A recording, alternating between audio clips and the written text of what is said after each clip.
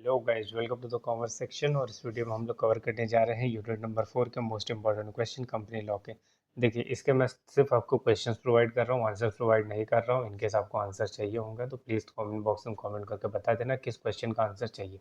अगर आपको full fledge video चाहिए इसके सारे क्वेश्चन के आंसर की, तो वो भी बना के मैं दे सकता हूँ। उसमें थोड़ा सा टाइम लगेगा, स्टूडेंट्स का पेशेंस थोड़ा सा खींच रहा था, इसलिए उन लोगों ने बोला कि क्वेश्चन यहाँ पर मैं दे दो, आंसर बाद में प्रोवाइड कर देना। तो मैं आप लोगों को क्वेश्चन दे रहा हूँ, जिनको भी ज़रूरत पड़ेगी आप लोग बता देना, आपको अगर आंसर्स की ज़रूरत पड़े तो। ठीक है, सबसे पहले शुरू करते हैं। Right a short note. Short note लिखने के लिए आ सकते हैं, जैसा कि आप जानते हो आपके क्वेश्चन में एक फर्स्ट वाले क्वेश्चन में भी इंटरनल चॉइस है, इसमें भी इंटरनल चॉइस है। इस इंटरनल चॉइस में 3 पार्ट भी हो सकते हैं, 2 पार्ट भी हो सकते हैं। ठीक है, तो नंबर ऑफ क्वेश्चन बहुत सारे आएंगे, तो एक्सटेंसिव कवरेज आप लोगों को मिलेगा। कोई भी यूनिट छोड़ के आप लोग नहीं जा सकते, क्योंकि ये डीयू में स्ट्रिक्ट रेगुलेशन आए हुए हैं कि हर एक यूनिट में से क्वेश्चन पूछना है। अब एक यूनिट में से वो 5 क्वेश्चन पूछ रहे हैं, तो भी आप लोगों का मान के चलो कि एक अच्छा खासा पोर्शन कवर हो जाता है। और 18 मार्क्स का एक यूनिट है, तो लोग कहीं पे भी स्कोप नहीं छोड़ेंगे कि आप कोई टॉपिक छोड़ के जाओ और वो एग्जाम में ना आए। ठीक है, चलिए क्वेश्चन नंबर 1 से शुरू करते हैं। Right a short note on women director. Directors वाले चैप्टर में से क्वेश्चन है ये। और इंडिपेंडेंट डायरेक्टर, उसके बाद डायरेक्टर आइडेंटिफिकेशन नंबर। ठीक है, फिर meeting of the board of director, इसके ऊपर शॉर्ट नोट लिखना है। ऑडिट कमेटी, ऑडिट कमेटी में कुछ लिमिट्स होती हैं जिनको आपको ध्यान रखना है। किन किन कंपनीज को आपको ऑडिट कमेटी जो होती है वो कॉन्स्टिट्यूट करनी पड़ती है, और ऑडिट कमेटी किस तरीके से आगे काम करती है उसके बारे में आपको लिखना है। लिमिट्स का बहुत अच्छे से ध्यान रखना, इसमें लिमिट्स चेंज होती हैं। ठीक है, उसके बाद एफ में आ जाएगा की मैनेजेरियल पर्सनल।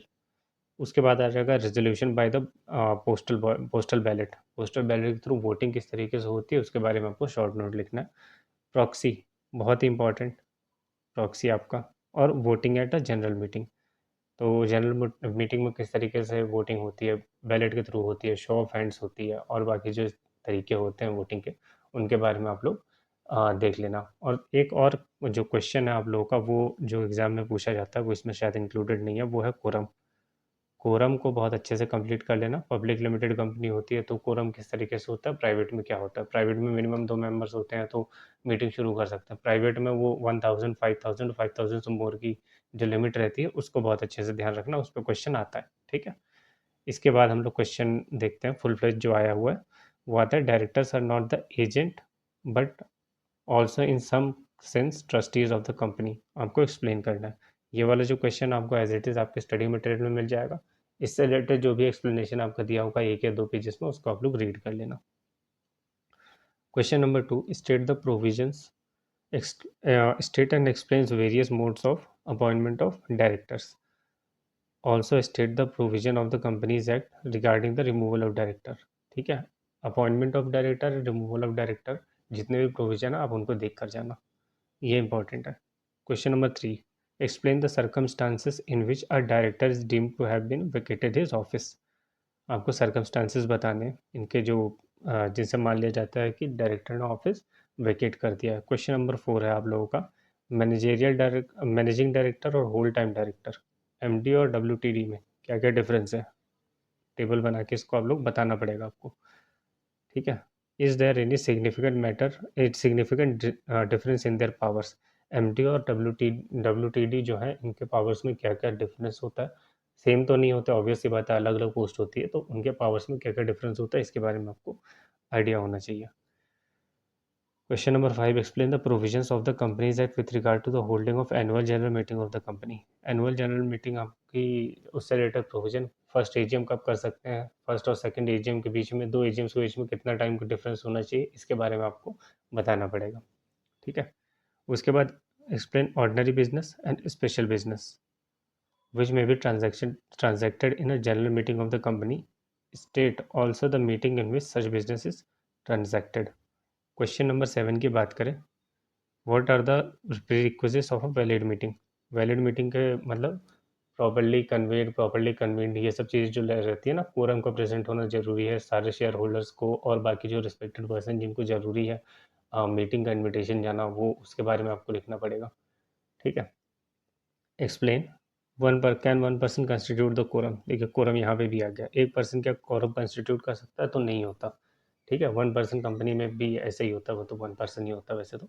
बाकी प्राइवेट और पब्लिक लिमिटेड में जो लिमिट्स दी हुई है उसको आप लोग याद करके जाना।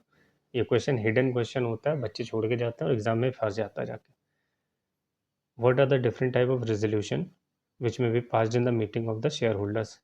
एक होता है स्पेशल रेजोल्यूशन, एक होता है ऑर्डिनरी रेजोल्यूशन, और बाकी सब चीज़ें जो रहती हैं उसके बारे में आपको लिखना है। ठीक है। उसके बाद आ जाता है question what is dividend. Dividend क्या होता है? State the legal provision relating to the payment of dividend and dividend once declare can not be revoked. ये क्वेश्चन जो है ना, ये as it is separate question है ये, बाय द वे। ये इसके साथ एडिटिंग में रह गया, तो आप लोग इसको सेपरेटली प्रिपेयर कर लेना।